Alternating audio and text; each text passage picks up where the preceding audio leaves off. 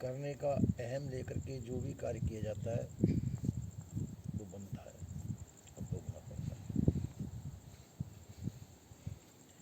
कर्तृत्वाभिमान से रहित होकर के जो कर्म होते हैं वो बनते नहीं है, भोग में भी नहीं आते, क्योंकि उसमें हमारा अहम नहीं है। अहंकार से रहित वो कर्म है, इसलिए वो बनते नहीं हमारे।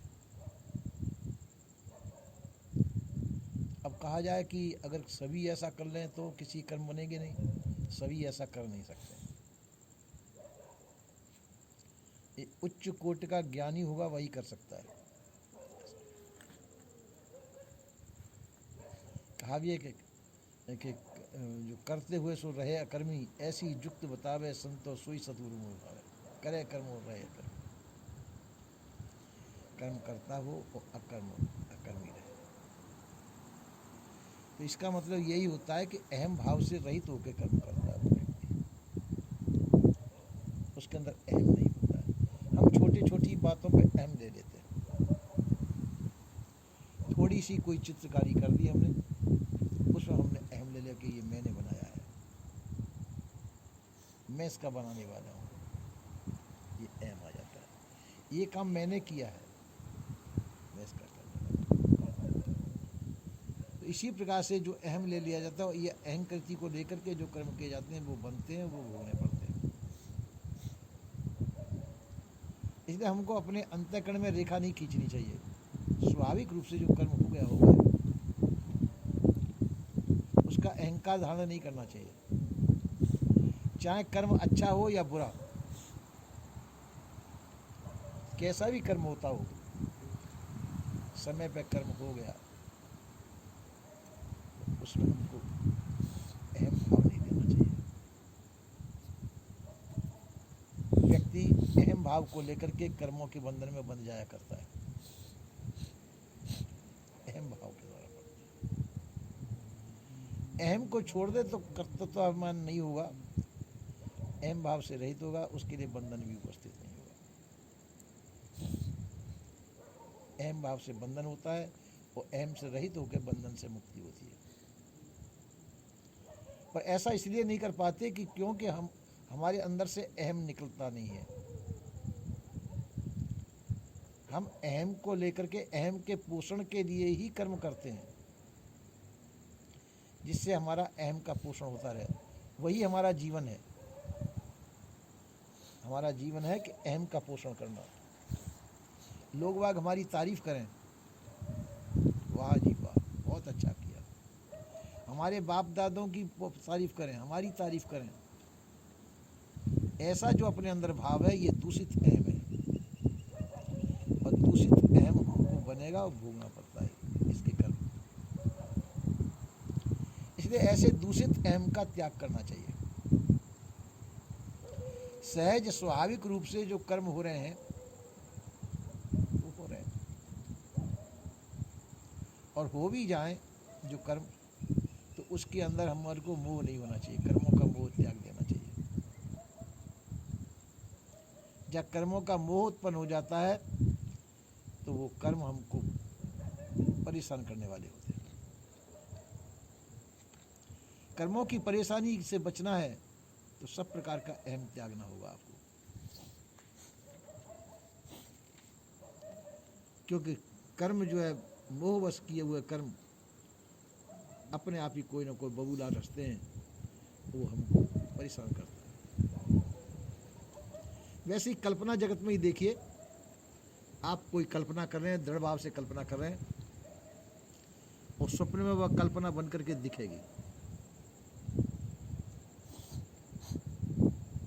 और दुखेंगी तो उस कल्पना के भाव को देख करके आप भयभीत भी हो सकते हैं। और वो भय बनाया किसने? हमने स्वयं बनाया। हम स्वयं, कभी कभी आपने देखा होगा कि सोते हुए में आदमी अक्वा को बकने लग जाए, उठ के खट से चल देता है या बड़बड़ाने लग जाता है। तो ये दूषित अहम के कारण ऐसा होता है, उसके अंदर वैसे विकार बने हुए हैं, वो विकारी स्वप्न रूप में भाषित होते हैं, तो उसमें वो बड़बड़ाता है, थोड़ा होश कोई दिला दे उसमें तो कहता अच्छा ठीक है। एक महात्मा थे, यहाँ दौलताबाद की बात है, तो दौलताबाद में मैं ठहरा था प्रधान जी के यहाँ। तो एक सन्यासी महात्मा थे, यूँ मेरी खाट बिछी थी, ऐसे उनकी खाट बिछी थी। अब रात का टाइम था और भी लोगों की खाटें बिछी हुई थी। एकदम जो है चक करके बैठ गए खाट पे और जूता उठा लिया हाथ में अरे तेरा ऐसे ही तैसे ही दिमाग तो फलाने का जो उल्टा सीधा बोलने लगे। मैं कि ये महात्मा क्या करते हैं मैं कि महाराज जी क्या बात है? अरे हाँ कोई बात नहीं, कोई बात नहीं। जूता हाथ में ले लिया और जूता, मैं कि कहीं जूता इधर उधर को न फेंके, लग ही जाएगा। मेरी आवाज़ मेरे को मालूम था कि नींद में है। मैं महाराज जी क्या बात है? अरे हाँ महाराज जी कोई बात नहीं, रख दिया बस हो गया। तो ये क्या है कि हमारे अंदर गलत विकार भरे हुए हैं और गलत विकारों से हमको ऐसे स्वप्न होते हैं। सन्यासी महात्मा थे, हमसे बहुत बड़े थे वो, तो इसीलिए हमने विकार अपने अंदर रचने, उन विकारों को साफ करने के लिए भजन होता है। भजन के अंदर जो हमारे दूषित विकार हमारे अंदर भरे हुए हैं वो दूषित विकार निकल जाते हैं, नहीं निकालते तो भरे रहते हैं। कई महात्मा ऐसे हैं जो सोते में बड़बड़ाते हैं, सोते में कुछ भी करते हैं। तो इसी प्रकार से हमको चाहिए अपने विकारों को शांत करें, अपने अंदर यदि दूषित विकार हों उनको निकालने की कोशिश करें। तो उसमें यह है कि हमको सजग और सावधानी की आवश्यकता है। कभी कभी नींद में क्या कभी बुखार आता है, कोई रोग बस भी लोग बाग बड़बड़ाने लग जाते हैं, रोग बसीभूत भी लोग बाग कुछ न कुछ कहने लग जाते हैं। ऐसे कोई बुखार तेज हो जाए उनको, वैसे भी हो जाए। तो इस प्रकार से तो वो तो खैर रोग है, रोग वसीभूत कर रहे हैं।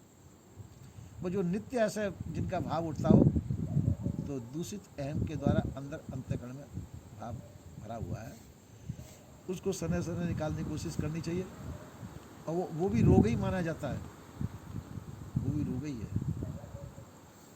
तो कई रोग तो ऐसे होते हैं कि हम अपने आप ही निकाल सकते हैं उनको, और कई रोग ऐसे होते हैं जो अपने आप ही नहीं निकाल पाते, उनको औषधि करानी पड़ती है, उनका इलाज की आवश्यकता होती है। पर हैं वो मानसिक ही, तन के द्वारा भी बनते हैं रोग, मन के द्वारा भी बनते हैं। मन के द्वारा बने हुए रोगों को हम मानसिक रूप से ठीक करना चाहे तो कर सकते हैं, और नहीं तो फिर औषधि ले सकते हैं, मनोचिकित्सक से उसकी औषधि भी ले सकते हैं। तो इस प्रकार से तो असली बात है कि हमको सजग और सावधान रहने की कोशिश करनी चाहिए। हर समय जो व्यक्ति सजग और सावधान रहता है वो तन से और मन से दोनों प्रकार से स्वस्थ रहता है। आप कहेंगे अगर इस प्रकार से हो जाए तो फिर हमारे जो पहले के किए हुए कर्म है उनका क्या होगा? पहले के किए हुए कर्म का फल तो भोगना पड़ेगा क्या? हाँ भोगना पड़ेगा, पहले के किए हुए कर्मों का फल तो भोगना पड़ेगा, उसमें कोई बड़ी बात नहीं है, भोग लीजिए, प्रसन्नतापूर्वक भोग लीजिए। पर मानसिक विकृति तो पैदा नहीं होगी, जो मानसिक विकृतियां पैदा होती है वो नहीं होगी। मानसिक विकृतियों से हम बच सकते हैं। प्रारब्ध का भोग शरीर के द्वारा भोग आ जाएगा, भोग लीजिए, कोई बात नहीं। शारीरिक कष्ट आके पड़ेगा, उसको ले लीजिए। पर जब मानसिक जो विकृतियां पैदा होती हैं, जो मानसिक नाना प्रकार के भय पैदा होते हैं, नाना प्रकार से विकृतियां पैदा होती हैं, वहम पैदा हो जाते हैं, वो मिट जाते हैं।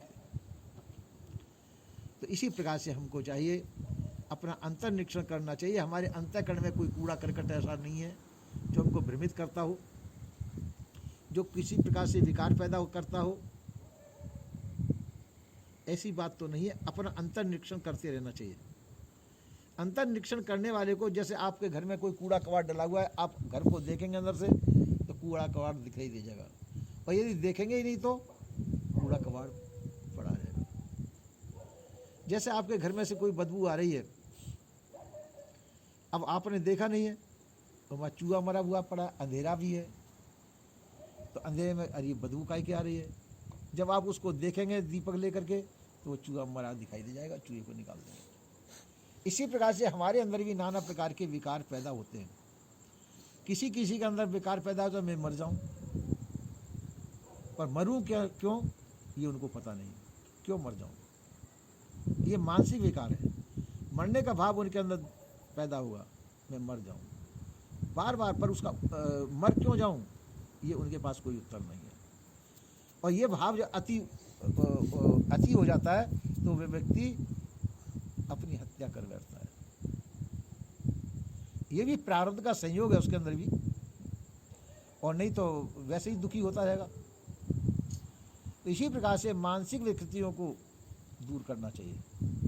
स्वस्थ वह है जो मन से भी स्वस्थ है और तन से भी स्वस्थ है। तन और मन दोनों प्रकार से जो स्वस्थ है वही स्वस्थ माना जाता है। तो इसको दोनों को स्वस्थ करने के लिए हमको अपने मनोविकृतियों को ठीक करना जरूरी है। तो मनोविकृतियों को ठीक करने के लिए सत्संग है, भजन है, ग्रंथों का अध्ययन है और शंका समाधान है। जहाँ हमारी जो समझ में नहीं आता हो हम शंका समाधान करें, संतों से पूछें और संतों से पूछ करके शंका समाधान करके हम आगे बढ़ें और अपने अंदर के जो गंदगियाँ हैं उन गंदगियों को निकाल दें, जिससे कि हमारा अंतःकरण शुद्ध हो। अंतःकरण शुद्ध हो जाने पर हम मनोविकृतियों से रहित हो जाएंगे, ऐसा संत गुरुजनों का कहना है। बोलिए श्री सद्गुरुदेव की जय।